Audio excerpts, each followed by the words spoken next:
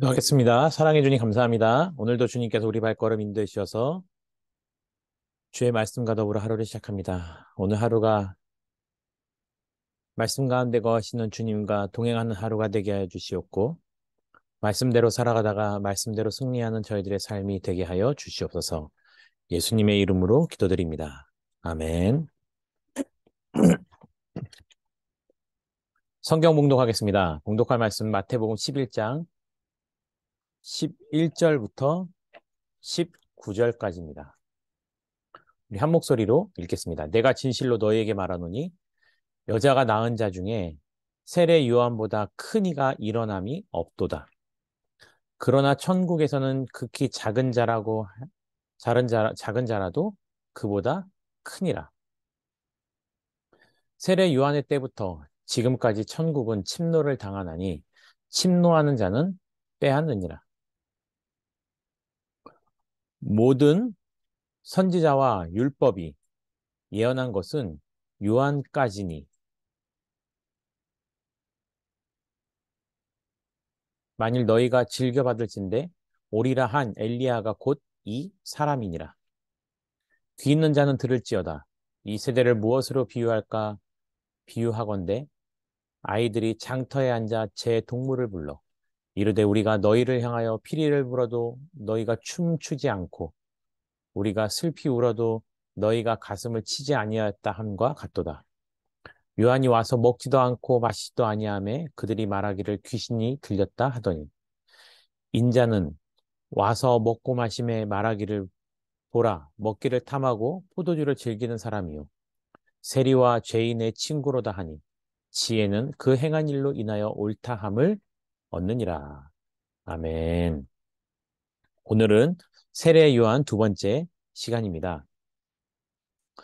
세례 요한의 삶의 가치는 예수님보다 먼저 태어나요. 어떻게 보면은 메시아를 기다림과 같이 400년간의 암흑 기간 동안을 지나고 나서 하나님이 보내신 선지자가 태어났을 때 세례 요한의 존재감은 어마어마했다라는 겁니다. 그래서 이전 말씀에서 세례 요한이 예수님께 제자들을 보내어 질문을 던짐같이 사실 세례 요한의 사역에 대해서요. 제사장들도 서기관들도 바리새인들도 그의 존재가 정말로 그동안 자기들이 기다리고 있던 그 메시아, 그 메시아가 오기 전에 400년 만에 나타난 선지자임을 확인할 필요가 있었습니다. 그래서 세례요한에게 사람을 불러서 질문을 하게 되죠. 세례요한은요, 자신의 정체성에 대해서 분명한 기준이 있었습니다. 많은 사람들이 자신을 오해할 수도 있었지만 자신은 그저 예수 그리스도를 준비하는 자라는 것. 또 자신은 예수님의 그 신발끈을 매는 것조차도 자격을 갖추지 못한 사람이었다라고 스스로를 평가합니다. 이로 인해서요, 세례 요한은 누구보다도 가장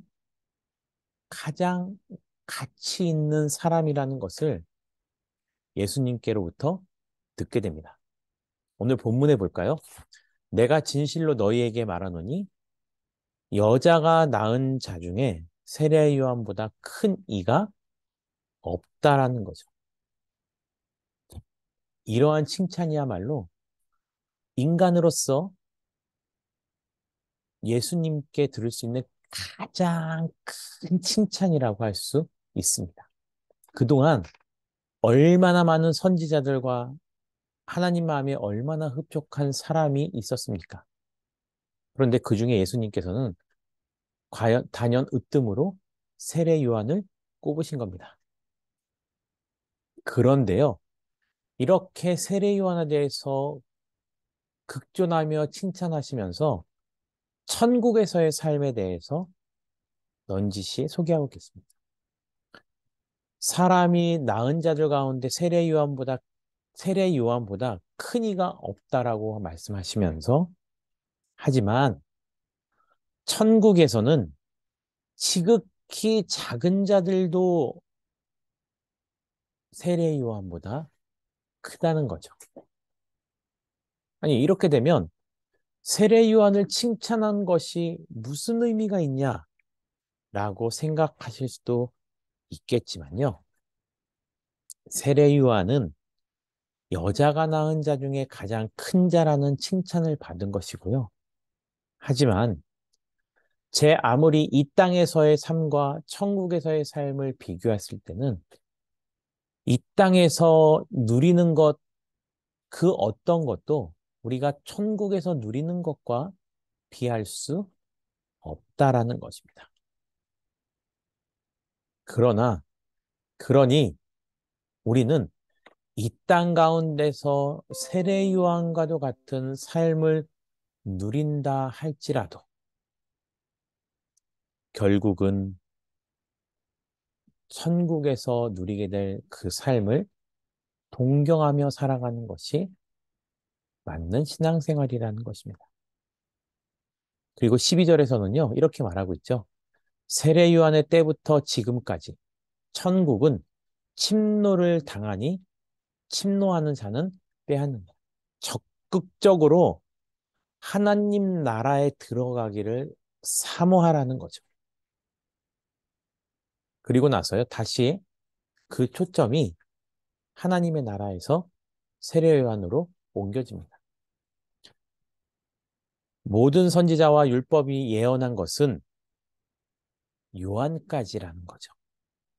즉, 세례 요한은요, 죽지 않고 하늘로 올라간 그 엘리야 선지자가 다시 올 것을 기다렸던 이스라엘 백성들에게 있어서 너희들이 기다렸던 그 마지막 선지자가 바로 세례 요한이라고 말하고 있는 것입니다. 그리고 이렇게 말하고 있죠. 귀 있는 자는 들을지어다. 제 아무리 예수님께서 복음을 명확하게 들려주시고 그것이 이해가 안 가면 예화로서 비유로서 계속해서 말씀하시지만 결국은 그것을 깨닫지 못하는 사람들이 분명히 존재한다라는 겁니다. 왜냐면요. 복음은 귀로 듣는 것도 아니고 내 삶의 보상을 위해서 듣는 것도 아니라는 것입니다. 16절 볼까요? 그리고 말씀의 주제가 바뀝니다. 그 세례 요한을 기다렸다가 바라보고 있는 그 시대의 사람들, 마지막 선지자를 맞아들였던 그 사람들, 그 시대 사람들에 대해서요, 이 세대는 무엇으로 비유할까라고 예수님께서 의문문을 던지시죠. 과연 그렇게 예수님께서 말씀하셨음에도 불구하고 그것을 깨달아 알지 못하는 그 사람들에 대해서요, 이렇게 비유합니다. 장터에 앉아서 동물을 불러 이르되 우리가 너희를 향하여 피리를 불어도 너희가 춤추지 않고 우리가 슬피 울어도 너희가 가슴을 치지 아니하였다 함과 같다라는 거죠. 이 말씀은요, 곧 귀 있는 자는 들을지어다 라는 이전의 말씀과 계속해서 이어지고 있는 거죠. 누군가는 듣지만 누군가는 그것을 보아도 믿지 못한다는 것. 또 세례 요한을 볼까요? 요한이 와서 먹지도 않고 마시지도 아니하며 그들이 말하기를 요한을 귀신 들린 자라고 말했다는 겁니다. 예수 그리스도의 이 땅 가운데 오심을 기다리면서 광야에 외치는 자로서의 삶을 살았죠. 그는 사람들이 보기에 기이하다고 할 정도로 금식을 자주 했던 것을 우리는 알 수 있습니다. 그럼에도 불구하고 그가 기력이 쇠하지 않자 사람들은 세례 요한에 대해서 심지어 오해를 하기도 합니다. 이 오해는요, 세례 요한에게 뿐만이 아니었습니다. 인자는 와서 먹고 마심에 말하기를 보라. 먹기를 탐하고 포도주를 즐기는 사람이요.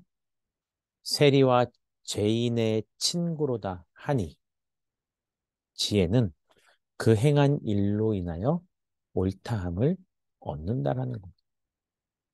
비록 복음으로 말미암아 우리가 행하는 것에 대해서 다른 사람들한테 존중받지 못한다 할지라도 그것이 오히려 우리에게 오해의 소지가 된다 할지라도 우리의 믿음으로서의 행함은 하나님께서 보고 계신다라는 것, 그 행함으로 인해서 하나님이 옳다 하면 우리는 의롭다 인정받을 수 있다는 겁니다.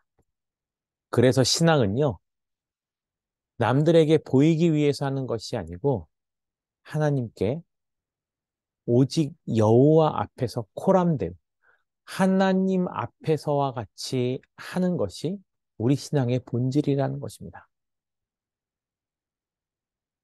이 시간 우리가 오늘 이 말씀을 들으면서 우리 삶 가운데 함께 기도하며 무엇을 적용할 수 있을까요? 첫 번째는요, 주님의 복음을 언제나 듣고 그것을 깨닫고 귀 있는 자는 들을지어다라고 말씀하셨으니 우리는 그것을 듣고 순종하는 삶을 살게 해달라고. 또 이 세대를 본받지 아니하고 들어도 보아도 믿지 못하는 세대가 아니고요. 오히려 세상이 우리를 알지 못하여도 우리가 주님은 깨달아 알 수 있게 해달라고. 그리고 그 주와 함께 더불어서 이 세상 가운데 선한 영향력을 끼치며 살아가는 주의 백성들이 되게 해달라고. 이 시간 또한 공동체를 위해서 이렇게 기도하겠습니다. 생명이 되어 우리의 가정과 직장과 사업장, 학교를 더욱더 아름답게 만들어가는 우리들의 삶이 되게 해달라고. 이 시간 다 함께 들으신 말씀을 기억하시면서 자유롭게 기도하고 마치도록 하겠습니다. 기도하겠습니다.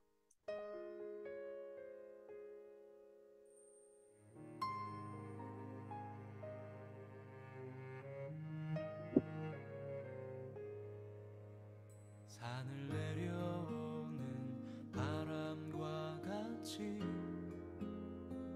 우리에게 불어온 그 하늘의 이야기 다친 우리 마음 자유케 하던 그 나사렛에서 한 목수의 이야기 나와 같은 이도 복이 있다던 이전엔 한 번도 듣지 못한 이야기 우리 이마에 맺혀있는 땀들 진저리 쓰다듬던 예수님의 이야기 메마른 땅 위에 내리는 비처럼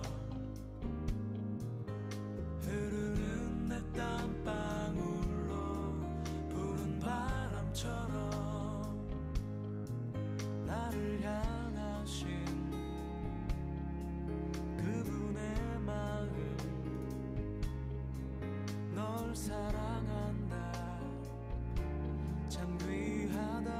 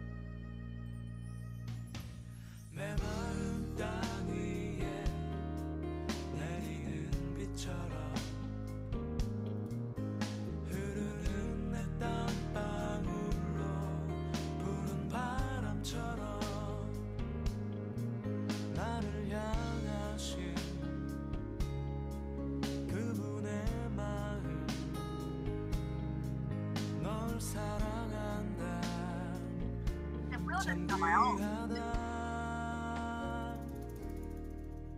나와 같은 이도 복이 있다던